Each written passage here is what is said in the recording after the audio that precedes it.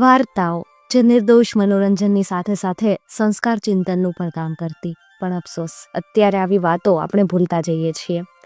એમ છતાં એક વર્ગ એવો છે કે જેને આવી વાર્તાઓ સાંભળવી આજે પણ ગમે છે.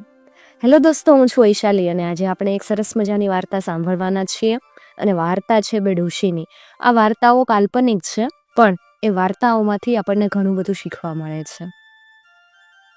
એક ગામ હતું અને આ ગામના છેવાડે બે ડોશી રહેતી. આ બે ડોશીના ઘરનો કરો એક જ હતો. આ કરો એટલે ઘરની દિવાલ. હવે ઘરની સામે એક નાનકડી ટેકરી ઉપર સાધુ સંતોનો આશ્રમ.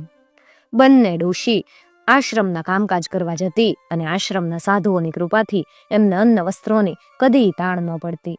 રેતી ભેગા ભેગી કામે કરતી હારે હાર. પણ બંને ડોશીઓના સ્વભાવમાં ખૂબ જ અંતર. એક હતી ઉદાર, આપવા જેવું બહુ ઓછું હતું, એમ છતાં પોતાના જેવા ગરીબ ગરબાને વખતો વખત કાંઈ ને કાંઈ આપ્યા કરતી. બીજી હતી એકદમ કંજૂસ, આપવા જેવું તો એણે ઘણું ભેગું કરેલું, પણ ક્યારેય કોઈને કાંઈ આપે નહીં.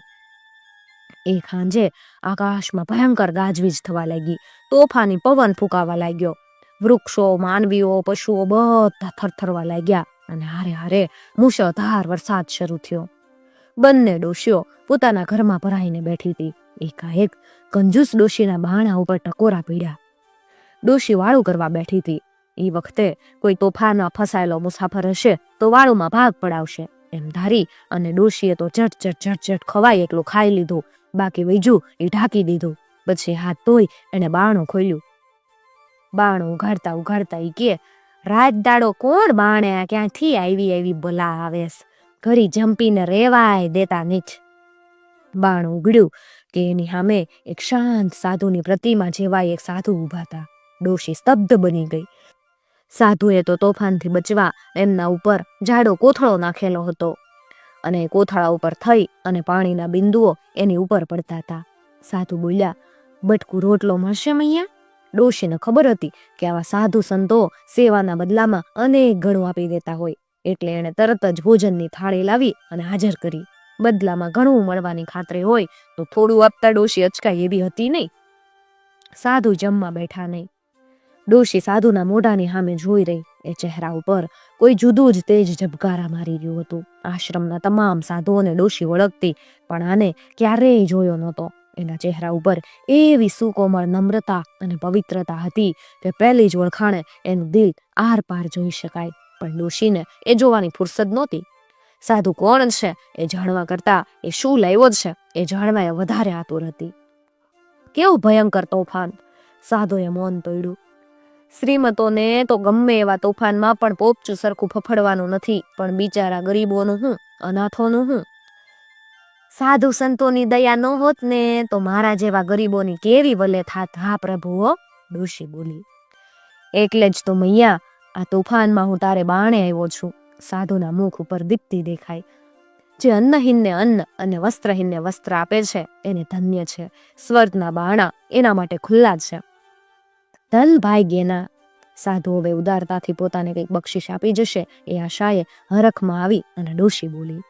મૈયા, સાધુ બોલ્યા, ધન ભાગ્ય જ છે તારા. તારા કરતાંય વધારે દીન અને દુઃખી લોકો માટે સહાય મેળવવા હું અત્યારે અહીંયા આવ્યો છું. એ અજાણી દુઃખી બાઈઓના આજે આશ્રમમાં આશ્રય લેવા આવી છે. વીજળી પડવાથી બંનેના ઘરનો નાશ થઈ ગયો છે. ઘરમાંનું બધું બળીને ખાખ થઈ ગયું છે. બિચારી ગરીબ વૃદ્ધ નિરાધાર ડોશીઓ. આશ્રમની તમામ ઓડીઓ આવા નિરાશ્રિતોથી ભરેલી છે. છતાં અમે એમને આશરો આપ્યો છે, પણ પહેરવા ઓઢવાનું અમારી પાસે કાંઈ નથી. તું જો આજની રાત કંઈક ઓઢણ પાગરણ આપી શકે તો હવારે કેટલાક માણસો જશે એટલે તને પાછું મોકલી આપીશ. તારે તો આવું સલામત ઘર છે ને ઓઢવા પાથરવાનું ઘણું, એટલે કાંઈક તો જરૂર આપી શકીશ. ડોશી નિરાશ થઈ ગઈ. એનો અવાજ ઉતરી ગયો. એ બોલી, મહારાજ, થોડેક આગે ગયા હોત તો. પૈસાદારોની ક્યાં ખોટ હતી? મારું ગરીબનું જ ઘર તમને જેડ્યું. મારી દશા દાન લેવા જેવી છે કે દાન દેવા જેવી, એનો તો જરાક વિચાર કરી જોવો તો. એક ધાબળોય નહીં આપી શકે મૈયા? એ બિચારી ડોશીઓ ટાઢે થરથરે છે. ડોશી ચમકી. હમણાં થોડાક દિવસ એને એક સુંદર ગરમ ધાબળો મળ્યો હતો. એ અંદરના ખંડમાં ગઈ. નવો ધાબળો તો કેમ અપાય? એ બબડી. જૂનો ધાબળો લઈ એણે ગળી વાળી, પણ વાળતા વાળતા ધાબળાના બેશુમાર ગુણો એના મનમાં ઉભરાઈ આવ્યા. બરાબર જોઈએ એવડો જ છે. હાથ વરખથી વાપરું તો એવો ને એવો.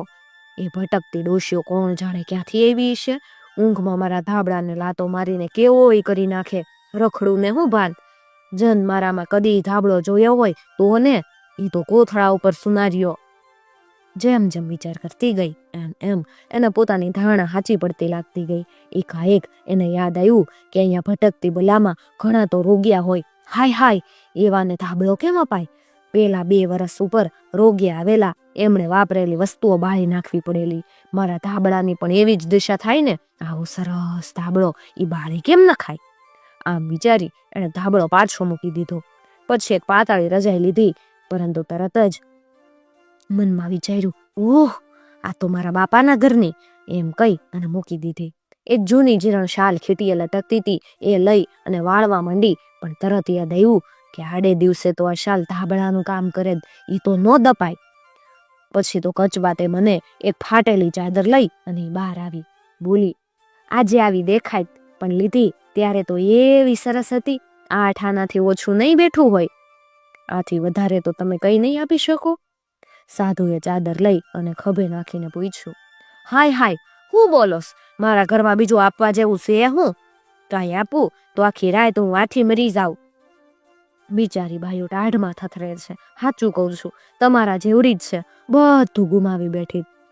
પણ એની વિનંતીથી ડોશી ઉપર કાંઈ અસર ન થઈ. એટલે સાધુએ ત્યાંથી નીકળી અને પડખેના ઘરમાં બીજી ડોશીના ઘરનું બારણું ખખડાવ્યું. અહીંયા પણ એની એ જ વાત એણે કરી. નિરાધાર વૃદ્ધ બાઈઓની વાત સાંભળી અને ડોશીનું હૈયું ભરાઈ આવ્યું. એ બોલી, ઈશ્વર કૃપાએ હમણાં જ મને એક સરસ નવો ધાબળો મળ્યો, લ્યો લઈ જાઓ. આમ કહી એણે નવો ધાબળો આપ્યો. તરત પાછી બોલી, આ જૂનો પણ લેતા જાવ ને, કામ લાગશે. અને રજાઈ, આ ચાદર પણ અહીંયા શું કામના? એક રાત તો જેમ બને એમ ખેંચી કાઢીશ. બિચારી બાઈઓ ટાઢે ફફડતી છે, મારા કપડાં એમને કામ લાગશે, લઈ જાવ, જરૂર લઈ જાવ. ડોશીએ જેટલું આપ્યું એટલું મૂંગા મૂંગા સાધુએ લઈ લીધું. એના મુખ ઉપર ઉજ્જવળ સ્મિત વિલસતું રહ્યું. લ્યો, આય લેતા જાવ, આ પણ લઈ જાવ. વળી રાત્રે કોઈ આવી ચડશે તો કામ આવશે. હું તો મારે આ કોથળા ઉપર જ રાત કાઢી નાખીશ. અને ડોશીએ ઘરમાંથી લગભગ બધું સાધુને દઈ દીધું. હવે સાધુના ગયા પછી તોફાનનું ખૂબ જોર વધ્યું. આકાશમાં ભયંકર ગડગડાટ થવા લાગ્યો. વૃક્ષો કડાડડ એમ કરતા પડવા લાગ્યા અને આખરે ભયંકર વેગથી અગ્નિના કોડા જેવી વીજળી બંને ડોશીઓના ઘર ઉપર તૂટી પડી અને જમીનમાં ઉતરી ગઈ. બંને ડોશીઓ તો બચી ગઈ, પણ બંનેના ઘર અને ઘરમાં જે કાંઈ હતું એ બધું બળીને સાફ થઈ ગયું. દુઃખની ચીસો નાખતી બંને ડોશીઓ તોફાનમાં અથડાવા લાગી. તે ચાલો મારા આશ્રમમાં, એવું સાધુનો મધુર સાદ સંભળાયો. બંનેના હાથ ઝાલી સાધુ એને આશ્રમમાં દોરીને લઈ ગયા. એક દિવાલ પાસેના છાપરા હેઠળ ઉદાર ડોશીએ આપેલી બધી વસ્તુઓ પડી હતી. તારું છે એ તને પાછું મળે છે મૈયા, સાધુએ કીધું. તે જે દાન કર્યું એ તને જ કર્યું છે. પણ પેલી 2 બાઈઓ, ઉદાર ડોશીએ ચિંતાથી પૂછ્યું. એ તો તમે 2 જણ જ છો. એ ઉદાર બની નિરાશ્રિતોને માટે જે કંઈ બચાવ્યું એ ઈશ્વરે તારા માટે બચાવ્યું છે, સાધુ બોલ્યા. બીજી ડોશી તરફ જોઈ અને તેણે પેલી ફાટેલી રજાઈ આપી હતી એ આપી અને કહ્યું, તારું બધું બળી ગયું, માત્ર આટલું જ બચ્યું છે, કારણ કે એટલું જ તે બચાવ્યું છે. આજે આવી દેખાય છે, પણ લીધી ત્યારે ખૂબ સરસ હતી. 8 આનાથી ઓછું નહીં બેઠું હોય.